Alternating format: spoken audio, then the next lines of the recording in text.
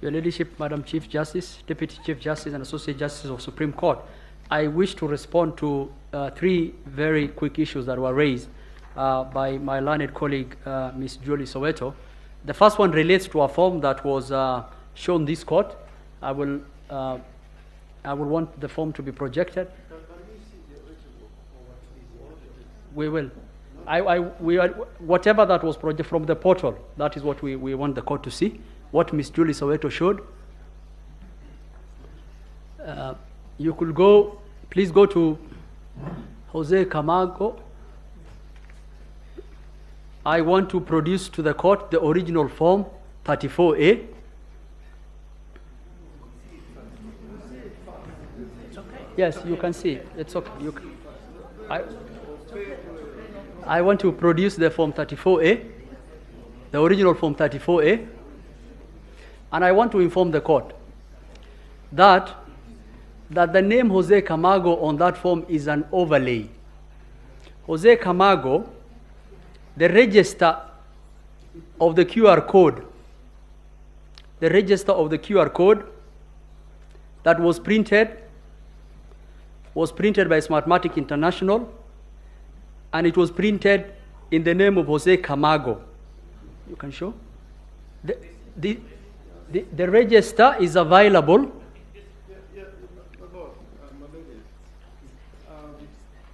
We were very patient the way Mr. Mohammed addressed the court earlier. Very, very persuasive. But for good order and not to interfere with his submissions, we kept quiet. And if you look back at the record, a lot of what Mr. Mohammed was saying was actually giving evidence. He was talking using the word we. This is how we do it. The trajectory which he is taking without a witness to tell us the kind of information he's going to give us is going to put the court in a very difficult position. I think he should transform himself to a witness and we begin to cross-examine him. Because, and this is very serious, either we practice law the way we understand the law, or anybody can confront the court with any document at any time. I understood Mrs. Soweto to be giving an explanation in response to a question by the court. And similarly, Mr. Mohammed was responding to question by the court. And therefore, he had some latitude. But now we are entering a different universe where he is now going to produce evidence. He is saying how the picture was taken. There is no certificate, and this is electronic evidence accompanied by an original. I think it is very, very dangerous territory. And unless some clarity is given on this matter, it is going to be very difficult to operate from now. My lords, what we are trying to do is to show you documents in our own affidavits in response to documents produced from the bar. Ms. Soweto never produced the document she showed you in any of her affidavits.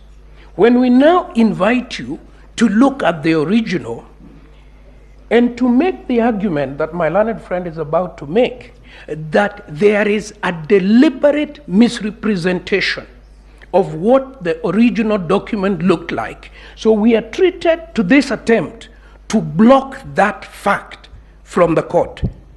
This is not a legitimate objection. This is an attempt to interfere with legitimate evidence that is on record. Let's give it directions, because we'll be here until tomorrow and we don't have this time. Senior counsel. Yeah, just one point. And I'm normally very quiet, and I continue to be very quiet. But the good professor has misunderstood Ms. Soweto completely. It is not this document which is in question. It's the way the interference is being done, how this document is changed to another document twice or three times. I think the good professor will be doing a good service to the court. And if he is good coming into court with clean hands, he should first of all say, Mrs. Soweto, what Mrs. Soweto showed us today is not in their portal. That is the starting point. Isn't that exactly what Mr. that is the starting point. Bear with us, Senior Counsel. We've come thus far with a lot of discipline and dignity and respect to the court. The reason why we are here, and you saw us take a lot of time to reflect on the application that was made by, I think he started with Mr. Katwa, Keegan, Mr. Kirago, and Mr. Ngatia. We resisted until we established from the pleadings that we have that these are new forms